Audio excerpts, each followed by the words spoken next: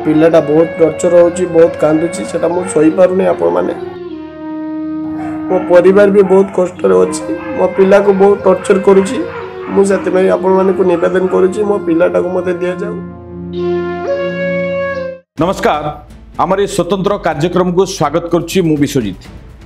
दर्शक बंधु वर्तमान राज्य रे गोटे एभली परिस्थिति चली समस्त मन मध्य गोटे गोटे आंदोलित कथा कहीं कहूँ ना परकिया प्रीति ये परकिया प्रीति अनेक समय अनेक लोकंकर घर मध्य भांगी देछि।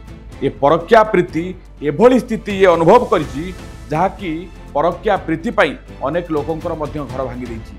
केउटी स्त्री अभियोग आणुची केउटी स्वामी अभियोग आणुची केउटी उभय मध्य अभियोग आणुची। तेणु आज आम पाखक एभली एक अभियोग आसी केरल आम सहित रत्नाकर जेना अछंती आमे ताको सहित सीधासलख आलोचना मध्य करबा एवं तांकर कोन अभियोग रहउची एवं से केउ अभियोग आणुचंती तमाम कथा पर आलोचना करबा। रत्नाकर बाबू जेउ अभियोग आपण आणुचंती ता कोन रहिची केते सत्यासत्य रहिची आपण टिके स्पष्ट भाव रे कोन। सर अभियोगटा मोर है कि जे मो स्त्री आज 2 वर्ष धरिकी से तार एक्स बॉयफ्रेंड सहित रहुची ए नै कि हमर विवाद रहिची विवाद हवा फल रे से ता बाप घर रही आसुथला बाप घर रहिबा भितरे से ता सहित होटल जाउची एथि सेठी की जाउची। सर यही 2 मास धरी मु खबर पाइली मु केरल रहउतली केरल रहिबा समय रे मु खबर पाइली कि से पिला को आनी कि आज 2-3 मास धरी की से राति सारा रखुची संध्या 8टा 9टा रो आणुची 3टा 4टा रो पळी जाउची। एई खबर मु पाई कि जाई कि सर ता घरे पहुंचली घरे पहुंचला रो मु ताको धरली धरला परले पुलिस आसी कि ताको घरु रेड हैंड रे धरले धरला परे पुलिस कोन से एक्शन न नेबारु सर मु आज अभियुक्ता आणुची। पुलिस बाबू मते कहले कि एफआईआर करो मु तुमरो एफआईआर टाको रजिस्टर करके दफा लगी कि कोर्ट को पठाई देबे देने तुमरो डिवोर्स हो जिवो। ए नै कि मु सेही दिन राति 2टा रे जाई कि फांडी रे एफआईआर टा पकेली किंतु फांडी बाबू कोनसी ये करू नांती। आपण को थाना रे अभियोग करथिले? सर एटा होजी हमरो बालियापा थाना अंतर्गत जामकुंडा फांडी क्योंकि राति रो फांडी बाबू ही जाई कि रेड हैंड रे धरथिले ना। अच्छा अच्छा ये जो घटना आपण केबे जानिले किमिति कोन जानिया पाइले जो घटना आपण कहउछन्ती किमिति कोन जानिले आपण केबे संदेह हला? सर संदेह हला आज 2 वर्ष पूर्वरु जेबे से मो पाखरे केरला रे रहउतला हमें साथी रे 4 वर्ष केरल रे रहिजे केरल रे रहिबा टाइम रे एमती मु सब दिन ड्यूटी जाउ थाई ड्यूटी रो आसी कि भल भाव रे कथा वार्ता करू थाई बुला बुली करिया पई जाउ थाई तापर सर हठात मु एमती दिने ड्यूटी रो आसिला से मो पर एमती चिड़चिड़ हैला मु जा कोइनी मो कथा सुनिला नाही रागी रागी हैला ये हैला या फल रे मते धीरे धीरे संध्या आरंभ हैला तापर से मो सहित कोनसी संपर्क रखिला नाही ये करला नाही बारंबार मते कहउथा कि मो घर को नै चलो मते छाडी देई आसीबो।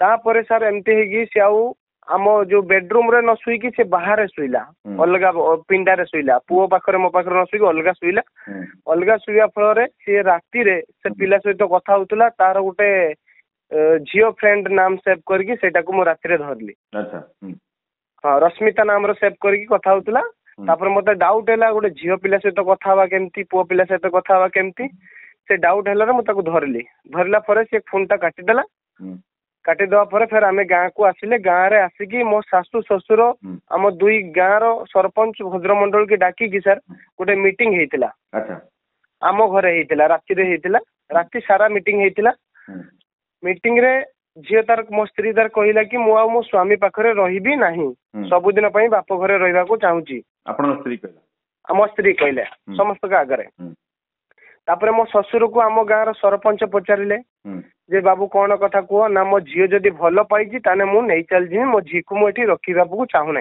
तो आम सरपंच कहले सेमती नहीं पारिबनी जदि नहीं जियो आपन गोटे लेखा करके नहीं जाऊँ जेहेतु झील ऑलरेडी ता सहित चैटिंग करुच्ची ता ये प्रेम रे पड़ जाइए तो सी बुझी पारना तुम गोटे काम कर गोटे लेखा करके नहीं जाओ 15 दिन भितर आउ गोटे बैठक डाका कर बैठक रे तुमर जदि रहिबार अछि रहिबो न जदि संसार न करिवार अछि ताने डायरेक्ट 16 तारिख दिन जीवो कोर्ट रो डिवोर्स फाइल करिवो तापर तुम जे जे रास्ता लगाई जीवो।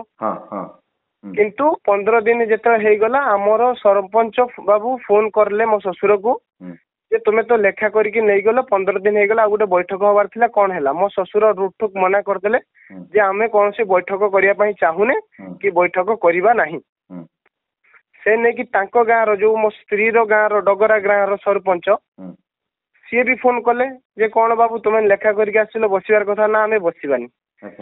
ସାର୍ ଏ ନେଇକି 15 ରୁ ଫେର 20 ଦିନ ହେଇଗଲା ଆଉ ଥରେ ଫୋନ କଲେ ଭଦ୍ରମଣ୍ଡଳୀ ମାନେ ଯୋଉ ଭଦ୍ର ବ୍ୟକ୍ତି ମାନେ ବସିଥିଲେ ସେ ସେମ କଥା କହିଲେ ଯେ ଆମେ କୌଣସି ବାଟେ ବସିବା ପାଇଁ ରାଜି ନାହଁ। ଏଇଆ ହେଲା ପରେ ସାର୍ ମୁଁ ଯାଇକି ଥାନାରେ ଆମ ବାଲିଆପାଳ ଥାନାରେ ଗୋଟେ ଅଭିଯୋଗ କରିଥିଲି। ଥାନା ବାଲା ଅଭିଯୋଗ କଲାରୁ ଥାନା ବାଲା ଫାଣ୍ଡିକୁ ଆମର ଜାମକୁଣ୍ଡାର ଗୋଟେ ଫାଣ୍ଡି ଅଛି ସେ ଫାଣ୍ଡିକୁ ଟ୍ରାନ୍ସଫର କଲେ। ଫାଣ୍ଡି ବାବୁ ଏ ନେଇକି ବର୍ତ୍ତମାନ କଣ ବର୍ତ୍ତମାନ ତାର ସ୍ଥିତି କଣ ରହିଛି ବର୍ତ୍ତମାନ ଥାନା ବାବୁ କଣ ଇନଭେଷ୍ଟିଗେସନ କରିଛନ୍ତି ବର୍ତ୍ତମାନ ସେ କେସ ର ଷ୍ଟଡିଟା ବର୍ତ୍ତମାନ ସାର୍ ଥାନା ବାବୁ କୌଣସି ଇନଭେଷ୍ଟିଗେସନ କରିନାହାନ୍ତି। ଥାନା ବାବୁ ମୁଁ ଏଫଆଇଆର ଦେଲାର ଫାଷ୍ଟ ଏଫଆଇଆର ଦେଇଥିବାରୁ ଥାନା ବାବୁ ତାଙ୍କୁ ଡକେଇଥିଲେ ଫାଣ୍ଡି ବାବୁ ଡକେଇବାର ସେଠି ଗୋଟେ ମିଟିଂ ହେଇଥିଲା। ସେ ମିଟିଂ ରେ ବି ସେ ସେୟା କହିଲା ଯେ ମୁଁ କେରଳ ରହି ରହି ବୋର ହେଇଯାଉଛି କେରଳ ଯିବା ପାଇଁ ଚାହୁଁନାହିଁ କି ସ୍ୱାମୀ ଘର ରହିବାକୁ ଚାହୁଁନାହିଁ ମୁଁ ମୋ ବାପ ଘରେ ରହିବାକୁ ଚାହୁଁଛି ସବୁଦିନ। ଆଚ୍ଛା ଏଇ ଯୋଉ ଘଟଣା ତ ଆପଣ ଗୋଟେ ପକ୍ଷ ଅଭିଯୋଗ ଆଣୁଛନ୍ତି ଆମେ ଗଣମାଧ୍ୟମର ପ୍ରତିନିଧି ହିସାବରେ ଆମେ ମଧ୍ୟ ଆପଣଙ୍କ କଥାକୁ ଲୋକମାନଙ୍କ ଲୋଚନକୁ ଆଣିବୁ ଏବଂ ଏ କଥାର ସମାଧାନ କରିବା ପାଇଁ ମଧ୍ୟ ଆମେ ଚେଷ୍ଟା କରିବୁ। ଏଥିପାଇଁ ଆପଣଙ୍କର ଯିଏ ପତ୍ନୀ ଅଛନ୍ତି ସ୍ତ୍ରୀ ଅଛନ୍ତି ଆମେ ବର୍ତ୍ତମାନ ତାଙ୍କୁ ଫୋନ ଲଗେଇବା ତାଙ୍କ ସହିତ ଆଲୋଚନା ମଧ୍ୟ କରିବା। ଆପଣ ବର୍ତ୍ତମାନ ଲାଇନ ଦିଅନ୍ତୁ। ଆପଣଙ୍କର ଝିଅ ଅଛନ୍ତି କି ଆପଣଙ୍କ ଝିଅ ଅଛନ୍ତି ଟିକେ ଦଉନାହାନ୍ତି ଆପଣଙ୍କ ଝିଅକୁ ଭଲ କହିପାରିବେ ସିଏ। ମୁଁ ଏସବୁ ବାବଦରେ କିଛି କହିପାରିବିନି ମୋ ଓକିଲ ସହିତ କଥା ହେଲା ପରେ ମୁଁ ଆପଣଙ୍କୁ ଜଣେଇବିନି। ଓକେ ରତ୍ନାକର ବାବୁ ଆପଣ ଆଉ ଗୋଟେ କଥା କୁହନ୍ତୁ ଆପଣଙ୍କର ବିବାହଟା ଆରେଞ୍ଜ ମ୍ୟାରେଜ ନା ଲଭ୍ ମ୍ୟାରେଜ? ସାର୍ 3 ବର୍ଷ ଲଭ୍ ଥିଲା ତାପରେ ଦୁଇ ପରିବାର ମିଶିକି ଆରେଞ୍ଜ କରିକି ଆଜି 6 ବର୍ଷ 8 ମାସ ହେଇଗଲା ବାହାଘର। ଆପଣଙ୍କର ପିଲାପିଲି? ପୁଅ ଗୋଟେ ସାର୍ 5 ବର୍ଷର ପୁଅ ଗୋଟେ ଅଛି। ଆଚ୍ଛା ଏଇ ଯୋଉ ଘଟଣାଟି ଘଟିଲା କେତେ ବର୍ଷ ପରେ ଆପଣଙ୍କର ଏଭଳି ଘଟଣା ଘଟିଲା? ସାର୍ 4 ବର୍ଷ 8 ମାସ ପରେ। 4 ବର୍ଷ ଆପଣଙ୍କ ସହିତ ରହି ସାରିଲା ପରେ ପୁଣି ଅଭିଯୋଗ ଆସୁଛି। ଆଜ୍ଞା। ତେବେ ଦର୍ଶକ ବନ୍ଧୁ ଏ ଗୋଟେ ଘଟଣା ଶୁଣନ୍ତୁ ସଂସାର ଭିତରେ ଯେତେବେଳେ ଘର କରାଯାଏ ଅନେକ ଗୁଡ଼ିଏ ସମସ୍ୟା ମଧ୍ୟ ଆସେ ଏହାର ମଧ୍ୟ ସମସ୍ୟାର ସମାଧାନ ମଧ୍ୟ ହୁଏ କିନ୍ତୁ ସମସ୍ୟାର ସମାଧାନ ହେବା ପରିବର୍ତ୍ତେ ଜଣେ ଯଦି ଏଭଳି କାଣ୍ଡ କରେ ଯାହା ଅଭିଯୋଗ ଆସୁଛି ଯେଉଁଭଳି ଭାବରେ ରତ୍ନାକର ଯେଉଁ ଅଭିଯୋଗ ମଧ୍ୟ ଆଣୁଛନ୍ତି ତାଙ୍କର ପତ୍ନୀ ଯିଏ ଅଛନ୍ତି ତାଙ୍କୁ ସିଏ ମଧ୍ୟ ଅନ୍ୟ କାହା ସହିତ ରିଲେସନସିପ୍ରେ ଅଛନ୍ତି ସେ ବର୍ତ୍ତମାନ ଆଙ୍କୁ ଛାଡ଼ିକି ଅନ୍ୟ ଜାଗାରେ ବିବାହ କରିବା ପାଇଁ ଯେଉଁଭଳି ଭାବରେ ଅଭିଯୋଗ ମଧ୍ୟ କରୁଛନ୍ତି ଦାବି ମଧ୍ୟ କରୁଛନ୍ତି। ତେଣୁ ଏଠି କୋଉଠି ନା କୋଉଠି ଅନେକଙ୍କ ମନରେ ଯଦି କହିବା ଇଏ ଖାଲି ରତ୍ନାକର ବାବୁଙ୍କ କଥା ନୁହଁ ଇଏ ଖାଲି ରତ୍ନାକରଙ୍କ କଥା ନୁହେଁ ଅନେକ ଗୁଡ଼ିଏ ଏଭଳି ନଜର ମଧ୍ୟ ରହିଛି ଅନେକ ଏ ସମାଜରେ ଇଏ ପରକୀୟା ପ୍ରୀତି ଏକ ବଡ଼ ସମସ୍ୟାର ସମାଧାନ ମଧ୍ୟ ନ ହେଇକି ଗୋଟେ ବଡ଼ ଭୟଙ୍କର ରୂପ ବର୍ତ୍ତମାନ ନେଉଛି। ବିବାହ ପରେ ସ୍ୱାମୀ ସ୍ତ୍ରୀ ଦାମ୍ପତ୍ୟ ଜୀବନରେ ଏକ କଳିର ମୁଖ୍ୟ କାରଣ ହେଉଛି ଇଏ ପରକୀୟା ପ୍ରୀତି। ଆମେ ଆହୁରି ମଧ୍ୟ ରତ୍ନାକରଙ୍କ ଠାରୁ ସିଧାସଳଖ ପ୍ରତିକ୍ରିୟା ମଧ୍ୟ ନେବା। ରତ୍ନାକର ବର୍ତ୍ତମାନ ଆପଣଙ୍କର ପୁଅ କୋଉଠି ଅଛନ୍ତି? ପୁଅ ମୋ ସ୍ତ୍ରୀ ପାଖରେ ଶ୍ୱଶୁର ଘର ରହୁଛି। ଆଚ୍ଛା ଆପଣ ବର୍ତ୍ତମାନ ସ୍ଥିତିରେ ଆପଣ କଣ ଚାହୁଁଛନ୍ତି? ସାର୍ ମୁଁ ଚାହୁଁଛି ମୋ ସ୍ତ୍ରୀ ଯୋଉ ଭଳିଆ ମୋ ସହିତ କରିଛନ୍ତି ମୋ ପରିବାର ମୁଁ ବହୁତ କଷ୍ଟ ପାଇଲେନି ମୁଁ ଚାହୁଁଛି ମୋ ସ୍ତ୍ରୀକୁ ଉଚିତ ଦଣ୍ଡ ଦିଆଯାଉ ଆଉ ଦୁଇର ମତେ ଟିକେ ନ୍ୟାୟ ଦିଆଯାଉ ମତେ ଡିଭୋର୍ସ ଦିଆଯାଉ ମୋ ସ୍ତ୍ରୀ ତା ସହିତ ମ୍ୟାରେଜ କରିକି ଖୁସିରେ ରହୁ କିମ୍ବା ନ ରହୁ ସେଟା ତାଙ୍କ ବ୍ୟକ୍ତିଗତ କଥା ମତେ ଡିଭୋର୍ସ ଦିଆଯାଉ। ଆଚ୍ଛା ଆଉ ଗୋଟେ କଥା ଆପଣଙ୍କର ଯୋଉ ଆପଣ ସେ କେରଳରେ କଣ କରନ୍ତି କାମ କଣ? ସାର୍ କେରଳର ମୁଁ ଫୁଲ ବଗିଚାରେ କାମ କରେ ବଗିଚାର କାମ କରେ। ବଗିଚାରେ ଆପଣ କାମ କରନ୍ତି। ଆଚ୍ଛା ଆପଣଙ୍କର ପତ୍ନୀ କଣ ଅଭିଯୋଗ ଆଉ କଣ ସେ ଆଣୁଛନ୍ତି ଦାବି କଣ ରଖୁଛନ୍ତି କଣ କଲେ ଆପଣଙ୍କୁ ଯୋଉ ଅଭିଯୋଗ ଆଣୁଛନ୍ତି ଆପଣଙ୍କର ପତ୍ନୀ ସେ ମଧ୍ୟ ଡିଭୋର୍ସ ଦେବାକୁ ଚାହୁଁଛନ୍ତି ନା ଚାହୁଁନାହାନ୍ତି? ନା ସାର୍ ଚାହୁଁନାହାନ୍ତି। ଯଦି ଆପଣ କହୁଛନ୍ତି ସେ ପରକୀୟା ପ୍ରୀତିରେ ଅଛି ଅନ୍ୟ କାହା ସହିତ ରିଲେସନରେ ଅଛି ତାହେଲେ ଆପଣଙ୍କୁ କାହିଁକି ସେ ଡିଭୋର୍ସ ଦେବା ପାଇଁ ଚାହୁଁନାହାନ୍ତି? ସାର୍ ସେ ଚାହୁଁଛି ମୋ ପାଖରୁ କିଛି ପଇସା ନେବା ପାଇଁ ପଇସା ଦାବି କରୁଛି। ମୁଁ ମଝିରେ ତାଙ୍କୁ କଥା ହେଇଥିଲି ତାଙ୍କ ସହିତ ଯେ ତୁମେ ତ ଏଇଭଳିଆ କରୁଛ 2 ବର୍ଷ ହେଲାନି ସେ ପିଲା ସହିତ ରହୁଛ ମତେ ଡିଭୋର୍ସ ଦେଇଦିଅ ତୁମେ ତା ସହିତ ଖୁସିରେ ରୁହ କିମ୍ବା ନ ରୁହ ମତେ ଟିକେ ଶାନ୍ତିରେ ବଞ୍ଚିବାକୁ ଦିଅ। ନା ମୁଁ ଏବେ ଆଇନ ସବୁ ଲେଡିଜ ପକ୍ଷରେ ଅଛି ତୁମେ ଯେତେ ଯାହା କଲେ ମୋର କିଛି କରିପାରିବନି ମୁଁ ତା ସାଥିରେ ରହିବି ତା ସାଥିରେ ଶୋଇବି ତୁମେ କଣ କରିବ କର ଯଦି ତୁମେ ମତେ ଡିଭୋର୍ସ ଦବ ତାହେଲେ ମୁଁ 20 ଲକ୍ଷ ଟଙ୍କା ନେବି। ଆପଣ ବର୍ତ୍ତମାନ ସମୟରେ କେତେ ଦରମା ପାଉଛନ୍ତି? ସାର୍ 18,000 ଟଙ୍କା ମୁଁ ପାଉଛି। 20 ଲକ୍ଷ ଟଙ୍କା ଆପଣ କେଉଁଠୁ ଦେବେ କିଭଳି ଦେବେ? ସାର୍ ସେଟା ତ ମୁଁ ଜୀବନ ସାରା କାମ କଲେ ବି ପାରିବିନି, କାହିଁକି ମୋ ପାଇଁ ସେଟା ସ୍ୱପ୍ନ। 20 ଲକ୍ଷ ଟଙ୍କା ମୁଁ କେବେ ଜୀବନରେ ଦେଖି ନାହିଁ କି କେବେ ବି ପାରିବି ନାହିଁ। ସେ ସେଇଟା ଦାବି କରୁଛନ୍ତି। ଆଉ ତାଙ୍କର ଆପଣଙ୍କ ପତ୍ନୀ ବର୍ତ୍ତମାନ ଦାବି କରୁଛନ୍ତି 20 ଲକ୍ଷ ଟଙ୍କା ଦେଲେ ସେ ଯାଇକି ଆପଣଙ୍କୁ ଡିଭୋର୍ସ ଦେବେ। ଆଜ୍ଞା ଆଜ୍ଞା, ନହେଲେ ତ ସେ ତାର ସହିତ ରହିବେ। ଆଚ୍ଛା, ତେବେ ଏଇ ଯୋଉ ଗୋଟେ ଘଟଣା, ଇଏ ଖାଲି ଘଟଣା ଇଏ ରତ୍ନାକରଙ୍କ ସହିତ ନୁହେଁ। ଆଚ୍ଛା ରତ୍ନାକର ବାବୁ, ଆପଣ ଯେତେବେଳେ କେରଳରେ ଥିଲେ ଆଜ୍ଞା ସେତେବେଳେ ଆପଣ ପତ୍ନୀ ଆପଣଙ୍କ ପାଖରେ ଥିଲେ? ଆଜ୍ଞା ଥିଲେ। ଆଚ୍ଛା, କେରଳରେ କେତେ ବର୍ଷ ସାଙ୍ଗ ହେଇକି ରହିଛନ୍ତି?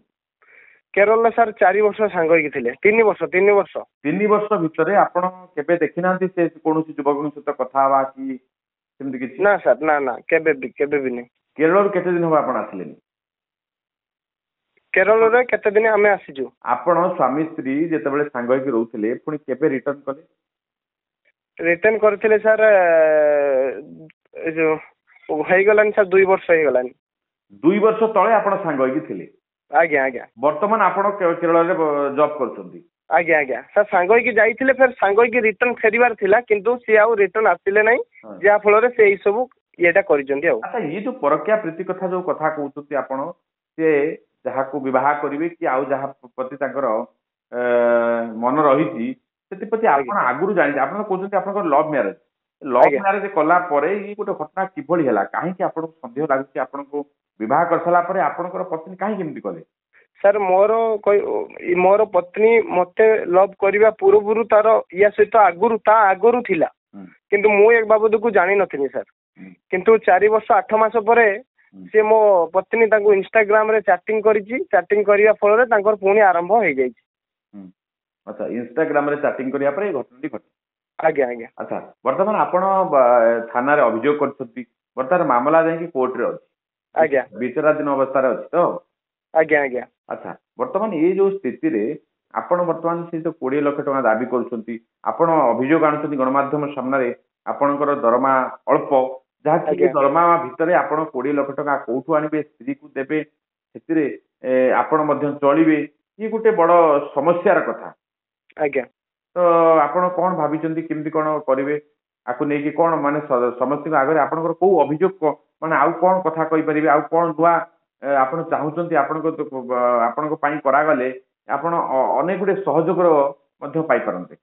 ସାର୍, ମୁଁ ଏତିକ ଗଣମାଧ୍ୟମ ଦ୍ଵାରା ସାହାଯ୍ୟ ମାଗୁଛି କି ମତେ ନ୍ୟାୟ ଦିଆଯାଉ। ମୋର କଥାଟା ଓଡିଶାର ସରକାରଙ୍କ ପାଖକୁ ଏବେ ପହଞ୍ଚା ଦିଆଯାଉ। କାରଣ ମୁଁ 30 ଦିନ ଯଦି କାମ କରିବି 18,000 ମତେ ମିଳିବ। ସେଥିରୁ ମୁଁ ରୁମ୍ ଭଡା, ଖାଇବା ଖର୍ଚ୍ଚ ସବୁ ଦେଲା ପରେ ମାସକୁ ମତେ 10,000 ଟଙ୍କା ବଞ୍ଚିବାକୁ ବହୁତ କଷ୍ଟ। ତା ଭିତରେ ମୁଁ ମୋ ସ୍ତ୍ରୀର ଯୋଉ ଡିମାଣ୍ଡ କରୁଛି ସେ ପଇସା ମୁଁ ଦେଇପାରିବି ନାହିଁ। ଆଜ୍ଞା, ସିଏ ସବୁ ତା ସାଥିରେ ରହୁଛି, ଇଏ କରୁଛି, ମୁଁ ତ ତାର ଡିମାଣ୍ଡ ଦେଇପାରିବି ନାହିଁ। ଆଜ୍ଞା, ମୁଁ ଏତିକି ଚାହୁଁଛି ସିଏ ତା ଲାଇଫ ରେ ଭଲରେ ରହୁ, କିନ୍ତୁ ମତେ ଆରାମସେ ଖୁସିରେ ମ୍ୟୁଚୁଆଲ ଡିଭୋର୍ସ ଦେଇଦଉ। ତା ମୋର ଆଉ କିଛି ମୁଁ ଚାହୁଁନାହିଁ। ଯଦି ଏଇଟା ନ କରାଯିବ ତାହେଲେ ସାର୍ ମୁଁ ସୁସାଇଡ କରିବା ପାଇଁ ବାଧ୍ୟ ହେବି, କାହିଁକି ନା ମୁଁ ଶାନ୍ତିରେ ବଞ୍ଚି ପାରୁନାହିଁ। ଆଜି 2 ବର୍ଷ ହେଇଗଲାଣି ଥାନା, କୋର୍ଟ କଚେରୀ ଦୌଡ଼ି କେରଳରୁ ମୁଁ ବହୁତ ପାଗଳ ହେଇଗଲିଣି। ଆଚ୍ଛା, ଆପଣଙ୍କର ପରିବାରରେ ସବୁ କିଏ ଅଛନ୍ତି? ପରିବାରରେ ସାର୍ ବାପା, ମା, ମୁଁ, ମୋର ସାନ ଭାଇଟେ ଅଛନ୍ତି। ଆପଣ ବର୍ତ୍ତମାନ ଯାହା ରୋଜଗାର କରୁଛନ୍ତି ସେଥିରେ ପରିବାର ପ୍ରତିପୋଷଣ ହଉଛି? ଆଜ୍ଞା ସାର୍। ଇଏ ଗୋଟେ ବଡ ଦର୍ଶକ ବନ୍ଧୁ ଦେଖନ୍ତୁ, ଇଏ ଗୋଟେ ବଡ ସମସ୍ୟାର କଥା। କାହିଁକିନା ଜଣେ ଯୁବକ ତାର ଗାଁ ଛାଡି, ମା ଛାଡି ପଦାରେ ଯାଇକି ରୋଜଗାର କରୁଛି ନିଜର ପରିବାର ପ୍ରତିପୋଷଣ କରିବା ପାଇଁ। ଯଦି ଏହାପରେ ଏଭଳି ଘଟଣା ଘଟେ ତାହେଲେ ଯୁବକ ଜଣକ କରିବ କଣ? ଆଚ୍ଛା, ଆପଣ ଯୋଉ ଅଭିଯୋଗ ଆଣୁଛନ୍ତି ଆପଣଙ୍କର ପତ୍ନୀକୁ ପଚାରିବା ପରେ ସିଏ କହୁଛନ୍ତି କି ମୁଁ ମୋର ଓକିଲ ସହିତ ପରାମର୍ଶ ନେଇ ସାରିବା ପରେ ଯାହା ମୁଁ ଆପଣଙ୍କୁ ପ୍ରତିକ୍ରିୟା ଦେଇପାରିବି, କିନ୍ତୁ ସେ ସ୍ପଷ୍ଟ ଭାବରେ କିଛି ଆପଣଙ୍କର ବିଷୟରେ କହୁନାହାନ୍ତି କି ଆପଣଙ୍କ ଠାରୁ ଡିଭୋର୍ସ କଥା କି ଅନ୍ୟ କୌଣସି କଥା ଗଣମାଧ୍ୟମ ଆଗରେ ସେ ଖୋଲାଖୋଲି ଭାବରେ ରଖିନାହାନ୍ତି। ସେମାନେ ହଉଛନ୍ତି ସାର୍ ଟିକେ ପଇସା ବାଲା ଲୋକ। କାହିଁକି ମୋ ଶାଶୁ ଯିଏ ଅଛନ୍ତି ସେ ଗୋଟେ ଅଙ୍ଗନବାଡି ଟିଚର ଅଛନ୍ତି। ମୋ ଶ୍ୱଶୁରଙ୍କର 3-4 ଏକର ଜମି ଅଛି। ଆମର ସାର୍ ଜାଗା ବାଡି କିଛି ନାହିଁ, ଆମେ କାମ କଲେ ଖାଇ। ତାଙ୍କର ଉକିଲ ଅଛି, ଇଏ ଅଛି। ସେମାନେ ସେଥିପାଇଁ କହିଛନ୍ତି ଯେ ଆମେ ଉକିଲ ପାଖରୁ ପରାମର୍ଶ ନେଲେ ଆମେ ଆପଣଙ୍କୁ ପ୍ରତିକ୍ରିୟା ଦବୁ। ପଇଠ ହେଇପାରନ୍ତି। ଆଚ୍ଛା, ଠିକ ଅଛି। ତେଣୁ ଆପଣ ଯୋଉ କଥା ଶୁଣୁଥିଲେ ଇଏ ଗୋଟେ ବର୍ତ୍ତମାନ ସମାଜରେ ଗୋଟେ ବଡ ସମସ୍ୟା ଘେର ଭିତରେ ମଧ୍ୟ ରହିଛି। ଯଦି କହିବା ପରକୀୟା ପ୍ରୀତି, ଏ ପରକୀୟା ପ୍ରୀତି ଅନେକଙ୍କର ଘର ମଧ୍ୟ ଭାଙ୍ଗି ସାରିଲାଣି। विवाह पर दाम्पत्य जीवन में ये गोटे परकिया प्रीति एभली भाव में संगात हो गलानी जहाँकि स्वामी केउठी अन्य जगह क्या मन दे बसिलानी अन्य पक्षरे स्त्री केउठी मन दे बसिलानी पुणी यार भितर जो अभियोग आम पाखक आसला आम से रत्नाकर सहित संजोग करूँ रत्नाकर जो भाव में केरल में रही आम सहित फोन में जोगाजोग करते आमको अनेक समय अभियोग आनी आम से अभियोग को केते दूर से रत्नाकर ठीक कहते कि मिछ कहते आम अनेक इन्वेस्टिगेशन करूँ पत्नी सहित जोगाजोग करने चेष्टा करूँ कि पत्नी कहले आमर वकिल सहित परामर्श नहीं सारा पर से जहाँ कहे तेज ये कथाटी केते दूर ठीक केते दूर भूल से आपण मैंने विचार करेंगे। तेज दर्शक बंधु आज कार्यक्रम को ये रखा। नमस्कार।